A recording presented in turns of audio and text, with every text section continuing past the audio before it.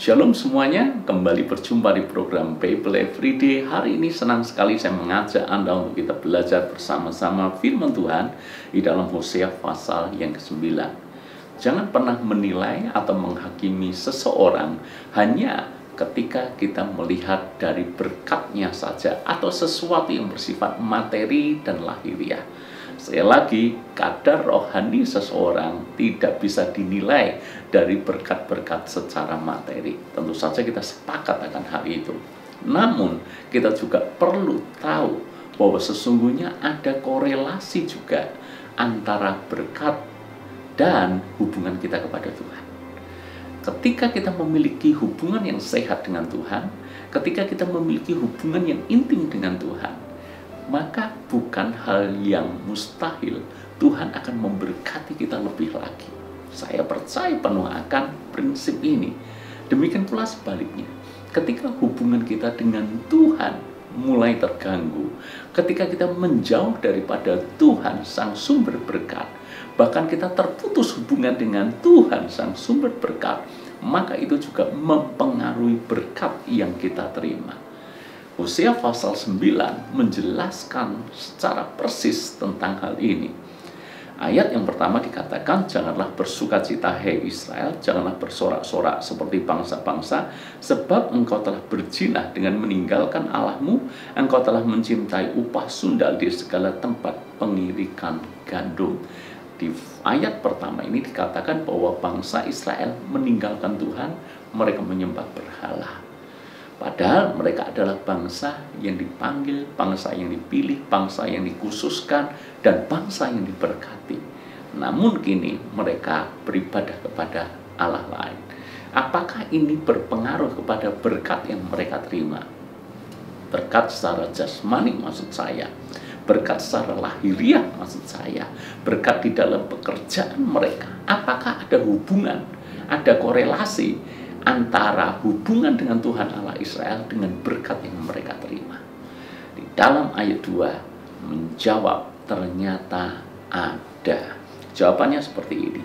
Tempat pengirikan gandum dan tempat pemerasan anggur tidak akan memberi mereka makan, dan anggur akan mengecewakan mereka.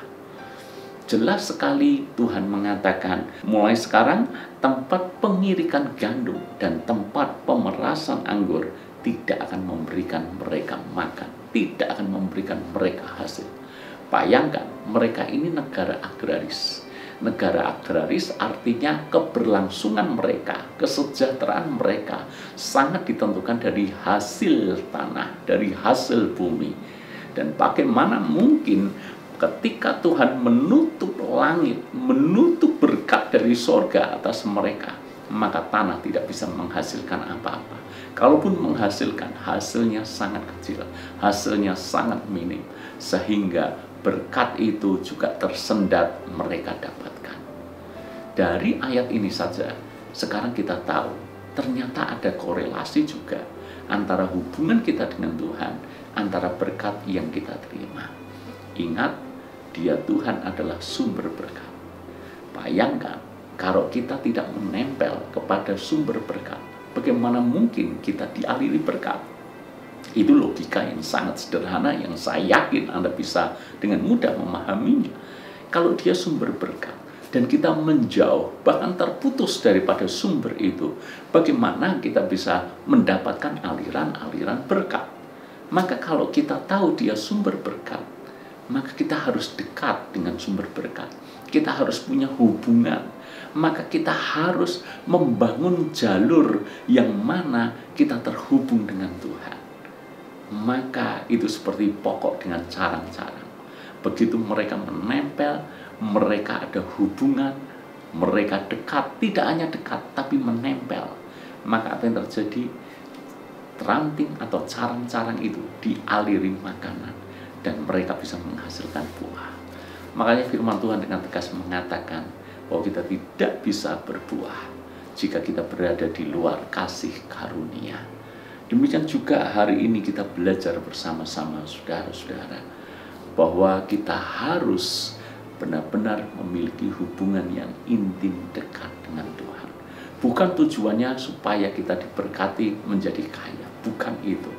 Tapi kita juga harus tahu itu merupakan akibat. Ketika kita membangun hubungan yang intim dengan Tuhan sebagai akibatnya, dan ini tidak bisa tidak, sebab dia sumber berkat. Begitu kita menempel dengan sumber berkat, berkat mengalir atas kita. Makanya benar yang ditulis di dalam Yesaya pasal yang ke-59. Sebenarnya tangan Tuhan tidak kurang panjang untuk menolong kita. Telinga Tuhan tidak kurang tajam mendengarkan doa-doa kita. Tetapi yang menjadi pemisah antara kamu dan Allahmu, menjadi pemisah artinya hubungan mereka terputus, ialah segala dosa-dosamu. Kalau hubungan itu terputus, maka bagaimana mungkin mereka bisa dialiri berkat? Saya mengajak Anda semuanya sekarang membangun hubungan dengan Tuhan. Sekali lagi tujuannya supaya kita benar-benar merasakan Tuhan itu baik dalam hidup kita.